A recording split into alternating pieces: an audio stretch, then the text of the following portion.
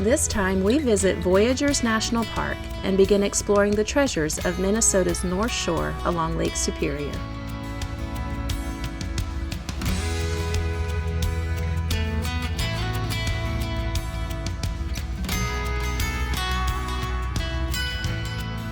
Leaving North Dakota behind, we started making our way across northern Minnesota, stopping to admire the Cascades along the Big Fork River. Tannins are released by trees and leached into the water, tinting the river brown.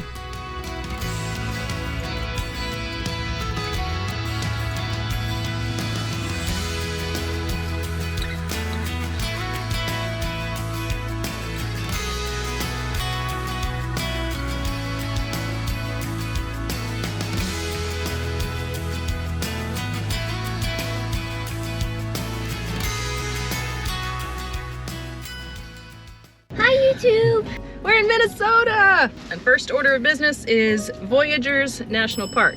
So even though we lived in the Minnesota, North Dakota area for 5 winters, we never got around to coming to this national park. So we're gonna go explore today. It's nice and humid. Yeah, the humidity right now is like 90%. And every morning we're getting up and we're looking at everything and like, did it rain last night? No, just heavy, heavy dew. So we've got humidity this morning, and what else is flying around, Kaylee? Beavers. Angela's favorite. Oh, it doesn't matter where I go. Alaska, Louisiana, North Dakota. Yep. And now Minnesota. They find me. They love me. Yeah, well, you're just lovable. Oh, thank you. And you're so sweet. And a little spicy. We brought our bug spray and we are going to lube down, and hopefully it will not be a repeat of Ski-Lac Lake hike in Alaska. Maybe we'll actually make it to the end of the trails today.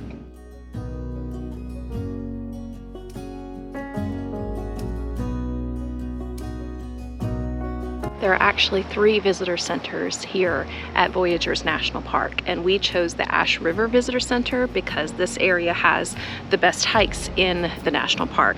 So even though we're not going to get out on the water, which is what most people typically do to explore the park, we're going to just do as much hiking as we can before the rain starts this afternoon. And we are on Lake Kabetogama, and it's actually an Ojibwe word that means next to. So there's another lake here called Rainy Lake, and it's a much bigger lake than this one. So the natives actually called this next to Rainy Lake.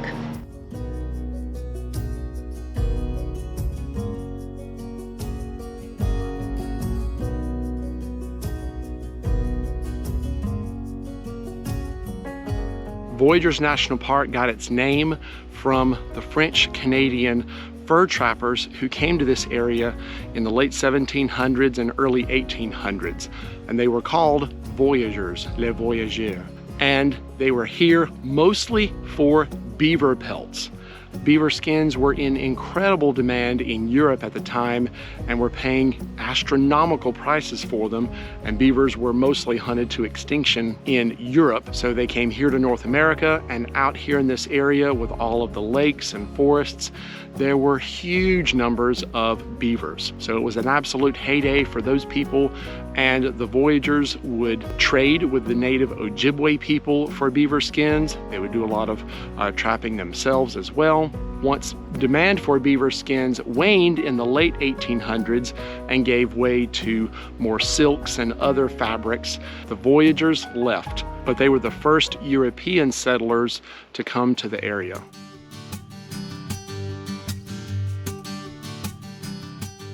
The park contains over 200,000 acres, 40% of which is water.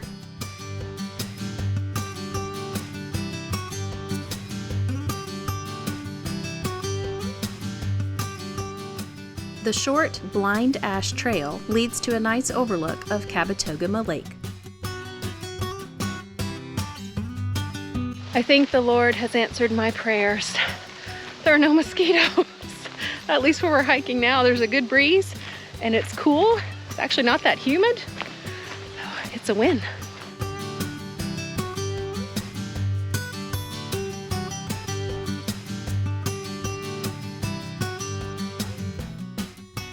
And the next hike we're gonna do is over to Sullivan Bay.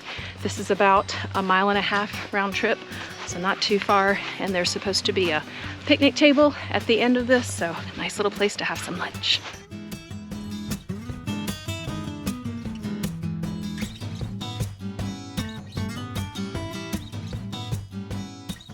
I spoke too soon. They're here, and they're bad. All right, Kaylee? Yes.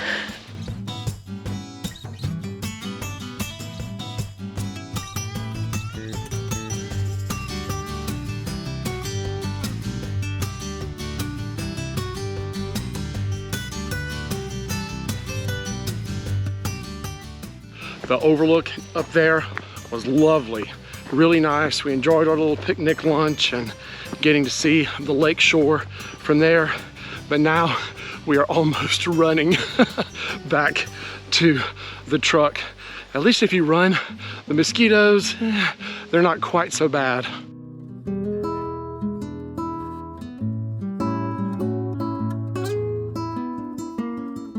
Beaver Pond Overlook can be a great place to observe these rodents, and Kaylee's friend Bucky was excited to tag along.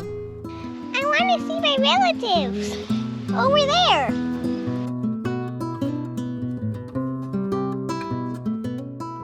Although we saw a beaver lodge, the sight of Bucky just wasn't enough to coax the beavers out of hiding.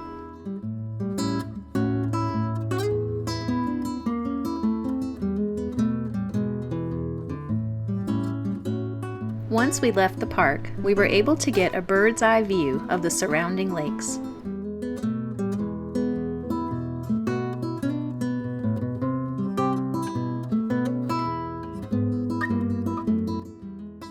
Well, that's one way to hitch up really fast in the morning.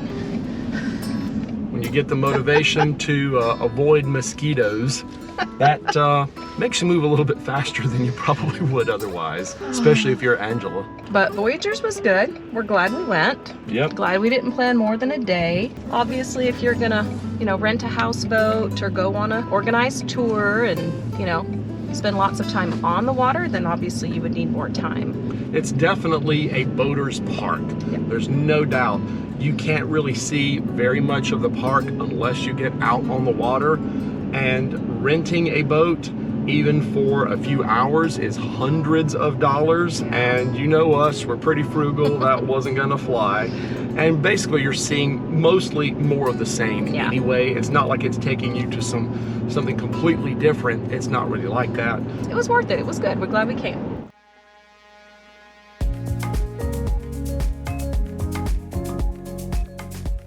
Minnesota is known as the land of 10,000 lakes, and in the northern part of the state, they are everywhere.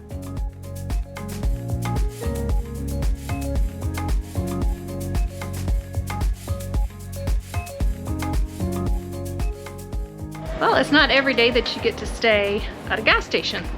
This is up here at Ryden's Border Store, just north of Grand Portage, and they have drive-through RV sites with water and electric for how much, Daddy? $10 a night. I'll do that every day of the week and twice on Sundays. We're pretty excited about exploring Grand Portage. We've never been up here before, so this should be a fun couple of days.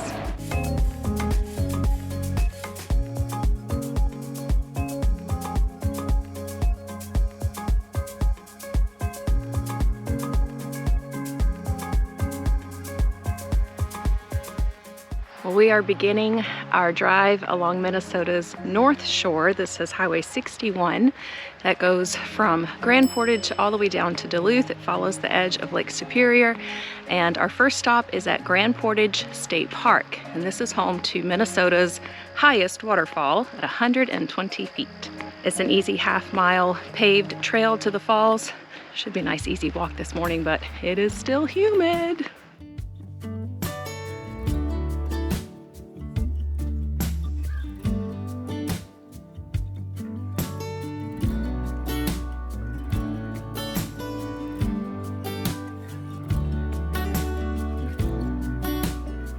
Traveling will teach you about being vain. When we were in Norway and I kept crying for all the beauty, I said I was going to stop doing my makeup. Well, in Minnesota, the humidity does this to my hair, so I'm going to stop styling my hair. It's pointless.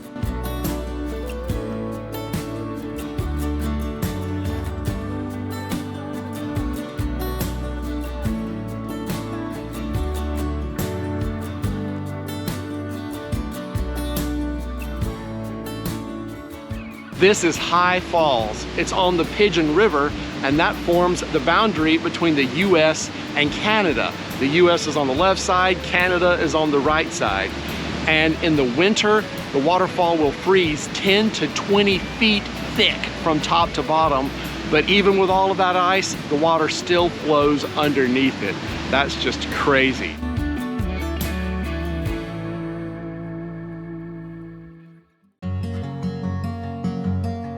Our next stop was at Grand Portage National Monument, which is the only national monument completely located on tribal land. During the fur trade, canoes and goods had to be portaged or carried by hand across 8 miles of land separating Lake Superior and the navigable waters of the Pigeon River. This was an extremely important site in the late 1700s. 70% of all of the fur trade in the world came through right here. And this is where French Canadians would come and trade with the native peoples, who they would call mostly the Ojibwe or the Chippewa. They would come here and they would trade mostly for beaver, but they would also trade all other sorts of skins from all different types of animals here as well. And then the natives loved all of this because then they would trade the skins for mostly textiles, especially things like woolen blankets, because the woolen blankets were much lighter than the furs, especially big blankets they would make out of like bison hides. We got to feel of some of them, and the difference in weight is just incredible. The natives were trading mostly for those things, but then they would also trade for things like guns, gunpowder, Venetian glass beads, which is just incredible to think that little beads made in Venice, Italy, made their way all the way over to here. This was a center of global trade 250 years ago. It's just phenomenal. These birch-covered dwellings were called wigwams. They were portable, well-insulated, and suited to the Ojibwe people's nomadic lifestyle. For us, the most interesting exhibit was the canoe warehouse. These traditional canoes were made of birch bark and white cedar and bound together with black spruce roots. Amazingly, the larger canoes were 36 feet long and were built to carry about 6,000 pounds of cargo.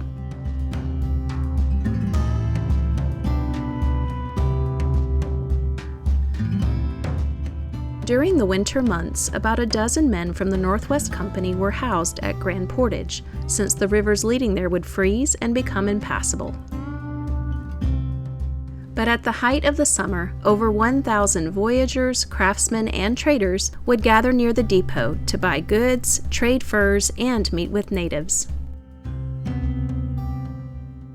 The trading here benefited everyone involved, and it was a time of peaceful cooperation between the Indigenous people, Canadians, and Europeans.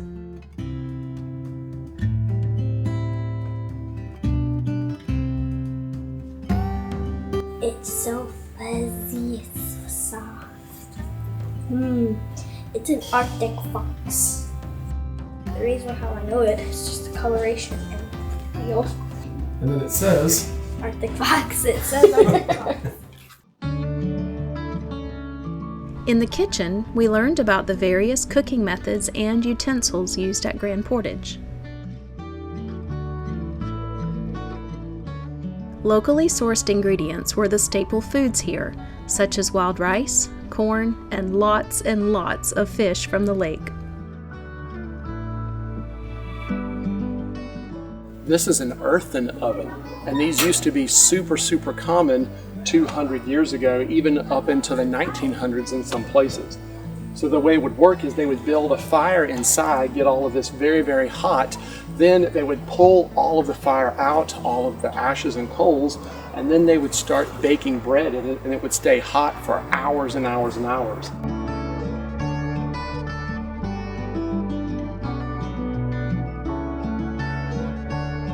These are scarlet beans. That's sour.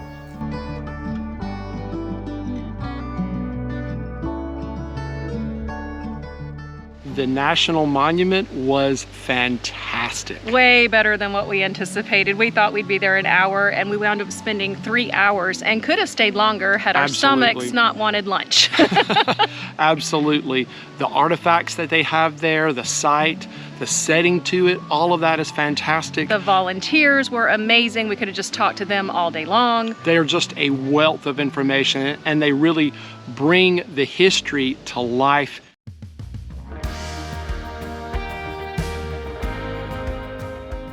At our first overlook of the lake, we began to understand why the Ojibwe called this water Gichigami, the Great Sea. Our future travels along her shores would reveal why she is named Lake Superior.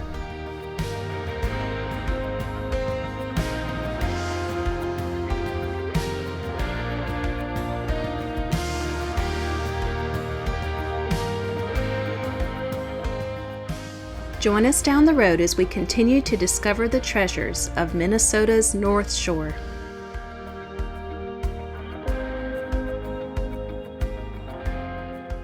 And until next time, enjoy your journey.